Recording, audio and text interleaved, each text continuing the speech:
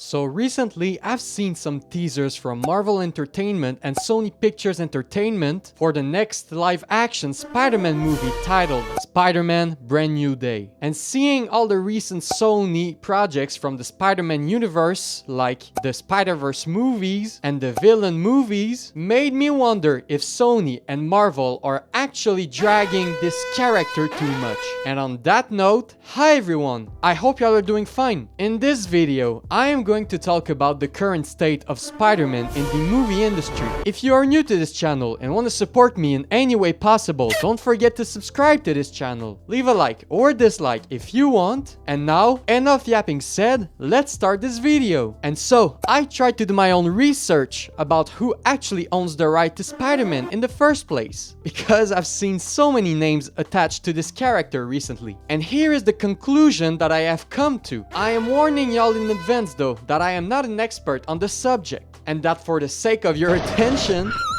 I will be brief with this information. So, in 1998, Sony acquired the film and television rights to Spider-Man from Marvel. In order to keep the rights to this character, Sony needed to make a Spider-Man movie every 5 years or so. It's actually more complicated than that, but I'm just making it short for y'all. If you want to learn more about this, there are many articles available for you to read about the 2014 Sony hack. Years later, Marvel wanted to include Spider-Man into their cinematic universe, so they had to make a partnership deal with Sony. Both of these studios needed to work together, and after working on the details of this contract, Tom Holland's Spider-Man came to life. Years later, again, Sony started their own Spider-Man universe to keep the rights to the character and not break the contract that I previously mentioned with Marvel. That is why movies like Venom and Morbius came to life. And so, that was my short resume on who currently owns the rights to Spider-Man. The quick answer is Sony, but Marvel can work with them as partners to create Spider-Man projects. If you want to tell me more about this matter or correct me if I said anything wrong, please leave a comment down below. Now it's time for me to present to y'all all the Spider-Man projects that came out since Sony acquired the rights to this character in 1998.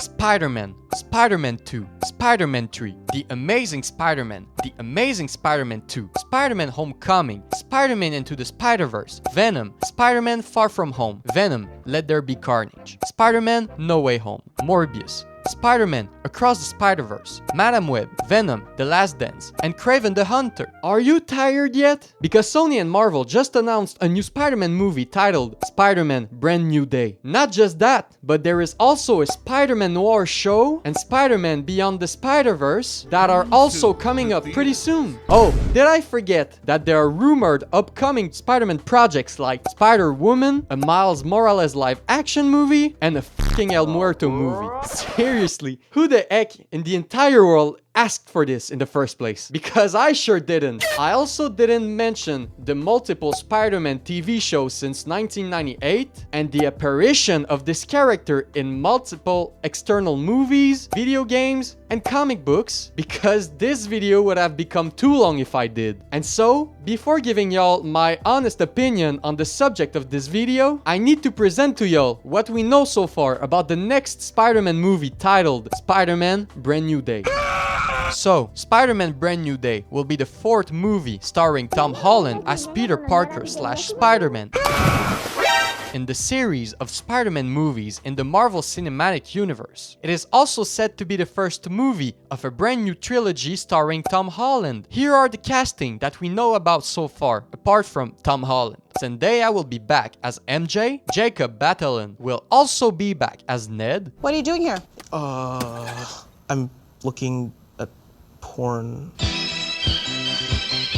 Mark Ruffalo will play Bruce Banner. Michael Mando, my goat, will be back as the Scorpion. John Bernthal will surprisingly play the Punisher. And finally, Sadie Sink and Lisa Colonzayas, sorry if I mispronounced her name, will play undetermined roles. The movie will be directed by, sorry if I mispronounced his name, Destin Daniel Cretton, who previously directed Shang-Chi with Marvel Studios. Here's the premise of this movie on IMDb. Peter Parker tries to focus on college and leave Spider-Man behind, but when a new threat endangers his friends, he must break his promise and suit up again. Team teaming with an unexpected ally to protect those he loves. The movie is set to release on July 31st, 2026. Now, here are my thoughts on the current state of Spider-Man in the movie industry. I think Spider-Man is one of the most notorious characters of all time. He can bring a lot of people in front of their screens because he has that much power. If we look at the top 10 grossing films of all time, Spider-Man appears in 3 of them, with one of them even having his own name in the title. He is a moneymaker for Sony and Marvel, so of course they will use his character as long as it is profitable to. In a recent video of mine, I've talked about the current state of the movie industry and why I hate it. I talked about why movie companies will make unneeded sequels and remakes instead of brand new projects. In short, they are scared to try anything new because it won't bring them as much money as something already established. Spider-Man, in my opinion,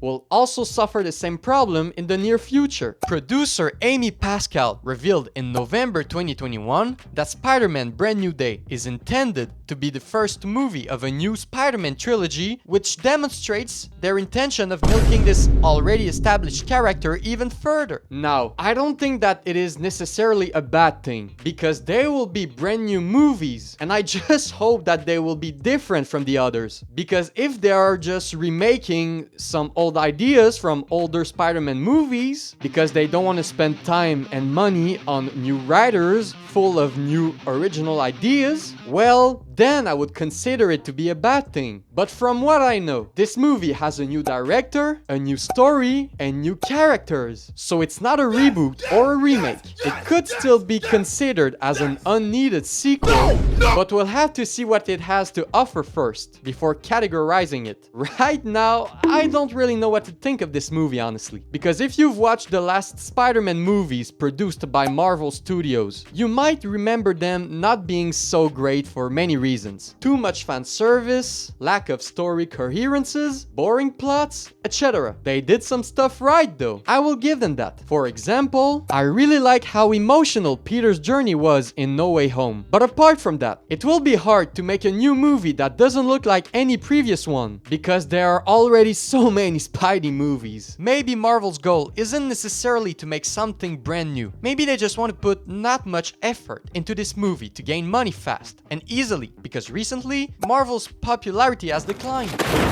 Now, when it comes to Sony projects, I think some of them are actually worth a watch, but I also think that some of them should just never exist. Beyond the Spider-Verse, for me, is the Spider-Man movie that I'm currently looking forward to the most, because I love Miles Morales and I love the animation of the previous Spider-Verse movies. They are movies that are made by heart, and this is the kind of art that I want to support. Now, movies like the rumored El Muerto are movies that will be created quickly so Sony can keep the rights to Spider-Man. These are movies that aren't made with passion in mind. So, to answer the question in the title of this video, yes, I think Spider-Man is overused by both companies. I would like these studios to try something new, something refreshing. That doesn't sound like a bad idea. Yes, I'm talking about you, El Muerto. But who knows actually? Maybe it'll be the best movie ever made. But if you look at Sony's previous Spider-Man movies, I think there's little to zero chances that will happen. What do you guys think of all of this? Do you think these big studios are dragging this character too much? Tell me what you think in the comment section down below. Leave a like or a dislike if you want. Subscribe if you want more content like this, and I'll see you in the next one. See ya!